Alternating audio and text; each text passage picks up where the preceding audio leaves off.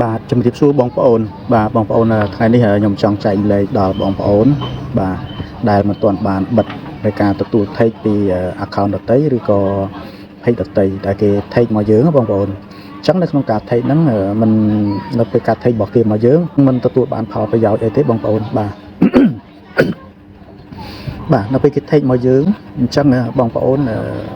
ការបង្ហោះរបស់គេនឹងចូលទៅក្នុង profile របស់យើងអញ្ចឹងជួនឯងបាទជួនពេលខ្លះការបង្ហោះរបស់គេអាចមានបញ្ហាអញ្ចឹងធ្វើឲ្យខូច page របស់យើងដែរអញ្ចឹងឥឡូវសូមចូលទៅអ្នកគ្នាណាបងប្អូនដំបូងបងប្អូនក្នុង account របស់បងប្អូនបន្តមកទៀតបងប្អូនចូលទៅ profile យើងមកទម្រង់ profile តបឲ្យបងប្អូនចុចលើសញ្ញា trace 3តបទៅចុច trace 3មកហើយបងប្អូនត្រូវយកពាក្យថា setting បាទ setting and privacy បងប្អូនបើឃើញពាក្យ setting ហើយយកពាក្យ setting មកក៏បានដែរ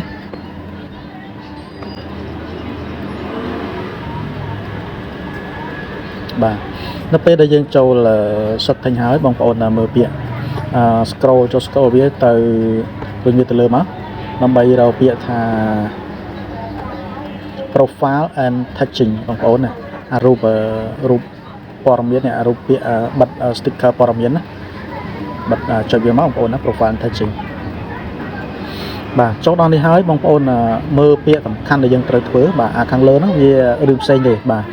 អារឿងខាងលើក៏យើងត្រូវធ្វើដែរប៉ុន្តែគាត់ថាឥឡូវខ្ញុំអត់តន់និយាយទេយើងនិយាយរឿងកិច្ចការរបស់យើងវិញបាទអញ្ចឹងបងប្អូនមកបន្តវិញទៅលើមកយើងមើលទៅពាក្យថា review វិញបាទ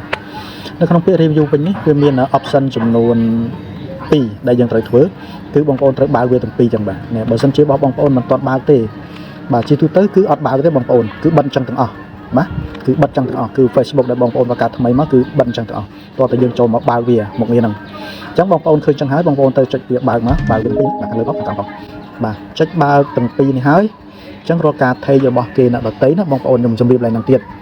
នៅពេលគេ take មកគឺអត់ទាន់ចូល profile របស់យើងទេអត់ចូលទេបងប្អូនក៏ប៉ុន្តែក្រុមហ៊ុន Facebook ហ្នឹងគេផ្ដល់ព័ត៌មានមកយើង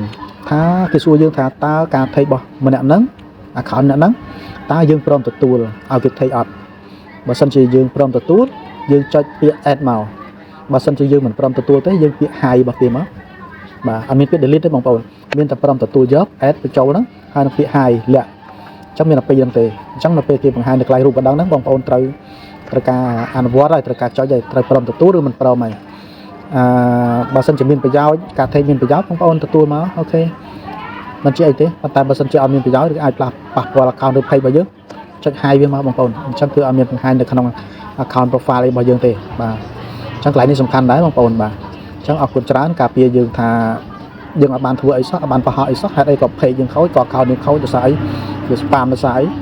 ការទទួល take ពីអ្នកដទៃបាទចំណុចនេះសំខាន់ដែរបងប្អូនបាទជាពិសេសបងប្អូនដៃថ្មីបាទអត់ទាន់ដឹងបាទសូម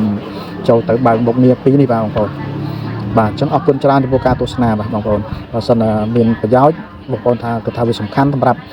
បងប្អូនដទៃទៀតបាទសូមជួយចែកម្លែកបាទឲ្យគាត់បានដឹងផងបាទបងប្អូនបាទអរគុណច្រើនសូមជម្រាបលា